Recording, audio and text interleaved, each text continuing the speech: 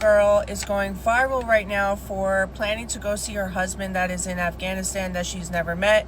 The lady that's moving to Afghanistan, for the men she met on Snapchat, as an Afghan man myself, having been born and raised there, I got 3 advice for you. The first one is, sit your ass home. I'm saying it as an Afghan woman who loves her country and who is genuinely scared for you. Here's the part that keeps me up at night for you. It is just as hard to leave. Women have been denied. Something happens to that girl that is moving to Afghanistan to be with her potential husband who she's really only met in person one time. If something happens to that girl, I don't feel bad. So I just came across this lady video on TikTok that is saying that she's moving from America to Afghanistan to be with her husband. They met on Snapchat. They met once in person in Jordan, and they haven't seen each other for 2 years. They got married when they met, and now she's moving to go and be with this man in Afghanistan. A lot of people are telling her, girl, we don't think it's a good idea for you to move your whole life to go and see a man in Afghanistan. Do your research about Afghanistan and Afghan women and how they are treated in Afghanistan. But this lady is not trying to hear it. She's not here for any advice, and she even moved up the date so she can go faster. So I'm just going to play you her video and play you a few videos of what people have to say. I'm an American moving to Afghanistan, and this is part 2 of all of the things I got as gifts from my husband's family.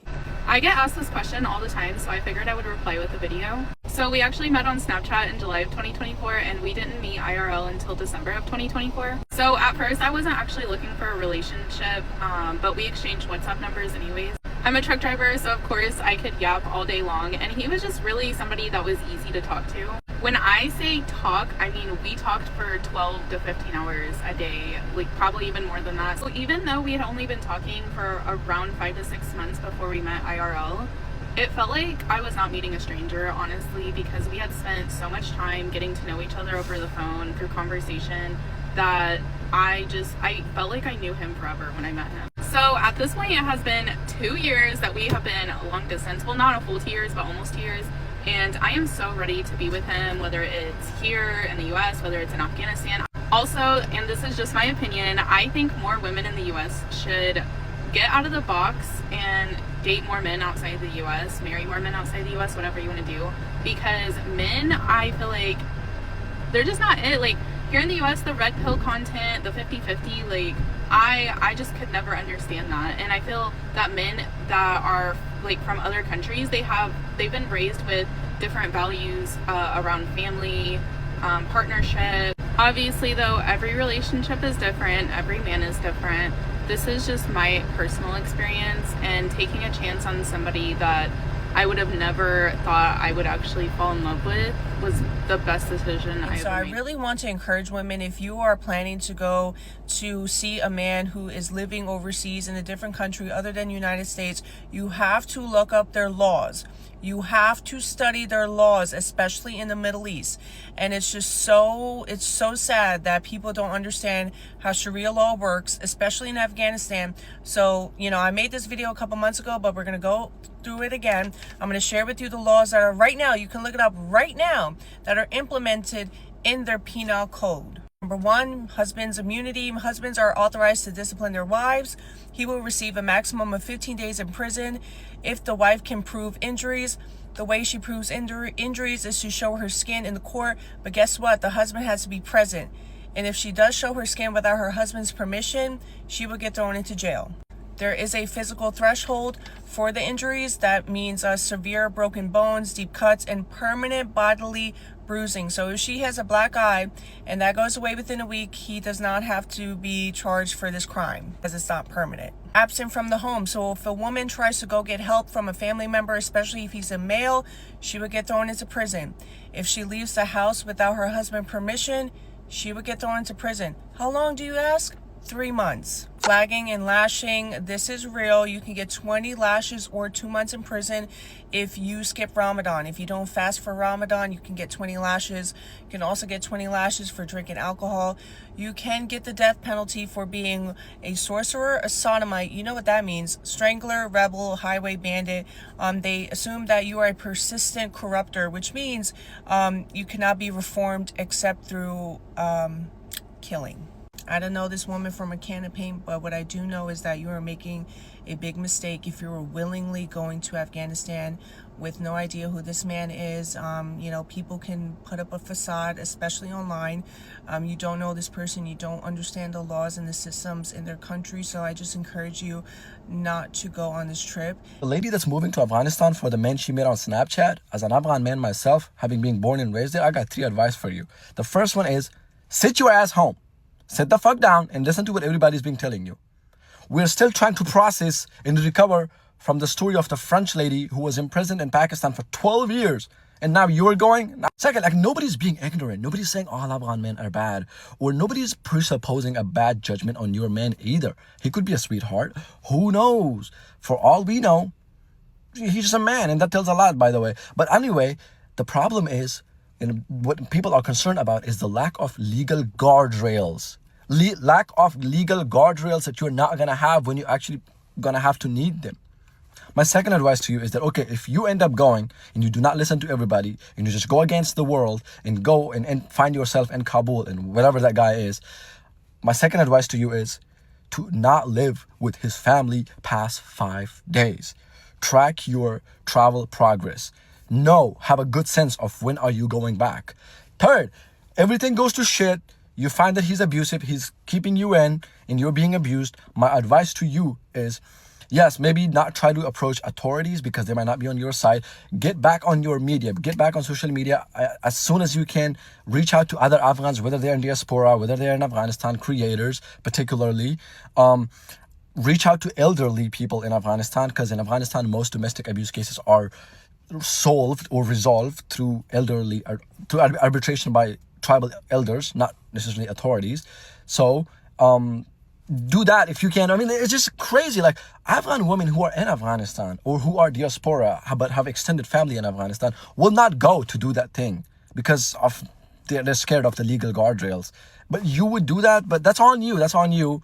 But just somebody send this video to her, because I also just gave her like some pretty solid tips. I'm gonna respond to some of the comments I keep seeing in my comment section because a lot of them are getting repeated and I just can't respond to all of them. So as for this comment, I keep seeing this comment and okay, so this is completely different than my normal content, and I always try to keep my page on the positive side always, but I need to have a real conversation with this woman. So she's planning on moving to Afghanistan for a man that she met on Snapchat, and I'm not saying this to be mean at all whatsoever. I'm saying it as an Afghan woman who loves her country and who is genuinely scared for you. So first, let me be clear. Afghanistan is absolutely breathtaking. The mountains, the food, the poetry, the hospitality. My people are some of the warmest on this earth, and I love where I come from with my whole heart. This is not about the country being bad at all. This is about the Taliban and what life is actually like for a woman living under them right now, and I need you to really hear this. The moment you land, you lose the right to move on your own. Women cannot travel without a male guardian. That means you would not be able to leave the house, go to the doctor, walk down a street without him. Your entire freedom would belong to a man that you met one time. And here's the part that keeps me up at night for you. It is just as hard to leave. Women have been denied passports and turned away unless a male relative comes with them. So if you get there and it goes wrong, you cannot simply just book a flight home. That door is completely locked behind you. Under the current laws, a husband has enormous power over you, and the system only treats violence as a crime if it leaves a broken bone or a visible wound. The safe houses are gone. The courts that used to protect women are gone. If you are in danger, there's almost no one to call. Now take all of that and remember the actual situation. You have met this person once in 2 years. He could not pass the vetting to come here, so the entire risk is being placed on you to go there instead. You would be cutting yourself off from everyone who loves you in the one place on earth that it is the hardest for a woman to walk back out of. And if this man truly loves you, he will not ask you to gamble your freedom, your safety just to prove it. He will wait. He will find a safe and legal way. Real love does not require you to disappear into the most dangerous possible version of your life. So please, please, please, from a woman who loves Afghanistan and loves you enough to be honest, do not go. You saw that American girl who's moving to Afghanistan to get married? Maybe the love is just that strong, but she better be ready to give up a lot. Like, women are banned from speaking. I wrote these all down. They're banned from parks and gyms. They're banned from education past 6th grade. And even if they can read, after that, they're banned from reading a book by a woman. They're not allowed to leave the house ever without a male chaperone. They're not allowed to see male doctors, and there are almost no female doctors because they're not allowed to go to university. So because they're not allowed to see male doctors and no real female doctors, they basically really can't have much health care, and they legally cannot drive. You can verify all these. These are facts. This is not my opinion, because Afghanistan is run by the Taliban, who are designated as global terrorists by the US. I think either she's not aware of these things. In the comments section, it says that she met the guy she's going to marry on Snapchat 2 years ago, and for 2 years, it's been like a long distance relationship. And I thought this was a skit or rage bait or engagement bait, but when you look through her other videos, she's been posting for a long time about him, and some of the posts look pretty legitimate. And I don't want to be mean, I really wish her the best, and I just hope she knows what she's getting used to, because if she's American, it's going to be a big change. I truly believe that this woman needs a psychiatric evaluation, simply because what she is doing is putting herself in direct harm and danger. Because instead of learning about the laws, which she has said multiple times, she'll let you know from Afghanistan, she has moved up the date that she's going to move to Afghanistan to the 3rd, when it was originally the 17th. Her moving up the date is just an act of willful ignorance and defiance, because she's maybe frustrated at the internet for trying to help her, but that's what it is. We may sound angry, but we're frustrated because you are literally putting yourself in harm's way when so many women have fought to get out of that situation, and those women have chimed in the comments and said, hey, this is not going to be this fairy tale that you think it's going to be. You literally become legal property of your husband when you go over there, and this woman simply just seems to not understand that concept at all. Not to mention, it's a slap in the face to the women who are posting things like this. I want to make sure to remember how we got through this. So these Afghan women are saying, this is the struggle. This is what happens. It is not a fairy tale. And she is making it out to be this Disney princess fairy tale where she's going to run off to Afghanistan and have some type of fantasy life where she's going to continue to be an Instagram influencer, but she's going to still try to keep her TikTok. It's very scary. She is putting herself in danger. I'm sorry I called her stupid before, because honestly, she's clearly a victim of love bombing, and you can see that in the messages that he sends. If you've been in or experienced a narcissistic relationship, I have been in a narcissistic relationship, this is not a proportionate response to asking him if he would buy a white car for them. You know, if you asked for my life, I won't hesitate. To me, that's not an appropriate, it's a very, form your own conclusions about that response. Let's go to the next one. So she says, you mean the world to me, and I know I don't always show it, but you have no clue. He says, you're my entire world, babe. I feel you're way more closer to me than my soul. And then she says, this was deep for me because he means what he says. All narcissists sound like they mean what they say. That's the whole point. They're doing it on purpose. They're saying the things they know that are going to cause an emotional reaction, cause you to be more connected to them, that you're so close, that you're closer than his soul. These are all sentences devised to, in essence, keep you extremely, extremely emotionally close and just right there with that person. Then we have, you're my whole world, you're my moon, my nights are completely dark if you don't be in it. You're the light in my nights. Chef's kiss, she says. Again, this is all very lovey-dovey all the time. I understand they're married, but again, they met in 2024 on the internet. He came to visit her for 12 days and they got married within that 12 days, and then they've been communicating like this for the last 2 years. And her decision is to move to Afghanistan because his visa got denied. We're going to go through a couple more of the text messages and then we'll finish. He says to her, I love you so much. Sometimes you sound like stranger to me. Like truly the last time I saw you was 2024. Now it's 2026, but when I go to photos and see our pictures, that makes everything back alive in my body and heart. So I miss you. I wish we get back to each other forever and ever. Infinity. BRB, my heart is melting. Again, he also in this says, you sound like a stranger to me, truly, because the last time I saw you was 2024, but then says that when he looks at photos, his heart's back alive in his body and that they be forever together forever. It's alarming. Last one is, it never ends, my love to you. You're my oxygen. My heart won't beat if you don't be with me. My brain stops functioning if I don't talk to you for a day. My day won't get night if I don't talk to you. You're everything, babe, to me. I love you so much. Yesterday, today, tomorrow, and forever. Again, with this repeating forever theme. Also, you're my oxygen. My heart won't beat if I'm not with you. Note that one.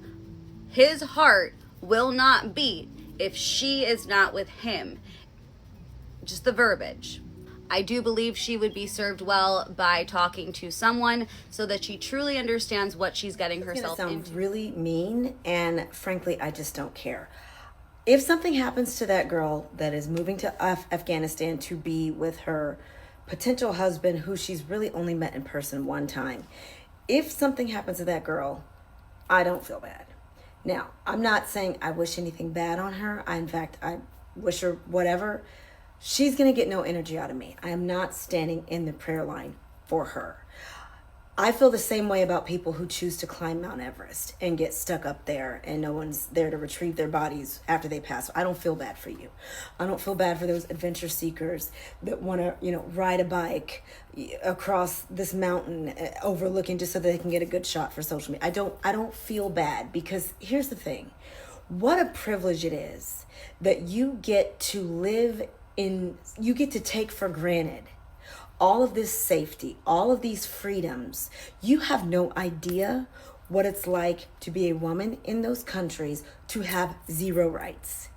You have been so spoiled with this incredible life of liberty that you live that you take it for granted, and then you think you can take that American privilege everywhere you go. You think you can just call 911 and the police show up at your rescue if something goes wrong. Or, there's going to be women rights advocates. Or, worst comes to worst, you can go to the U.S. Embassy, and then they can just send you back to the U.S. I don't know what would make you think in today's political climate, if you've watched the news at all within the past 6 months, that you would choose to leave a democratic country and move to a place like Afghanistan, where if you've done any kind of anything, women have no rights. None. They are property. That is the philosophy there. Now, I could be wrong. I'm sure things have progressed, but I get so angry when people want to take these outlandish risks and they do something and then something happens to them. And then now we're all supposed to be in a tizzy figuring out how to get you in the mess that you put yourself in that nobody asked you to in the first place. If something happens, I don't want to hear it. Don't want to hear it. Don't even update me. I don't want to hear it. I don't want to know. If I'm going to save my prayers for the women who are in Afghanistan trying to figure out how to create a life for themselves. That's who my prayers are going for. If I'm going to sit up here and spend my energy in the prayer line for somebody, it's going to be for those people. It's going to be for children. It's going to be for people who didn't choose that life. But when you choose to defy gravity, girl, I can't even.